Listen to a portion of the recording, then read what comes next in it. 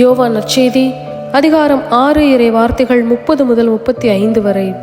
அக்காலத்தில் மக்கள் இயேசுவிடம், நாங்கள் கண்டு உம்மை நம்பும் வகையில் நீர் என்ன அரும் அடையாளம் காட்டுகிறீர்? அதற்காக என்ன அரும் செயல் செய்கிறீர்?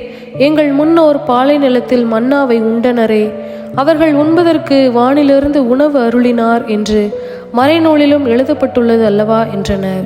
இயேசு அவர்களிடம், உறுதியாக உங்களுக்கு சொல்கிறேன், வானிலிருந்து உங்களுக்கு உணவு அருளியவர் மோசே அல்ல, வானிலிருந்து உங்களுக்கு உண்மையான உணவு அருள்பவர் என் தந்தையே. கடவுள் தரும் உணவு வானிலிருந்து இறங்கி வந்து உலகுக்கு வாழ்வளிக்கிறது என்றார்.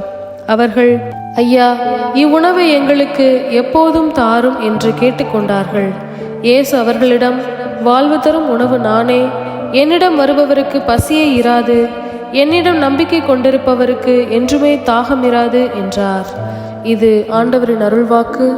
இறைவா, உமக்கு நன்றி.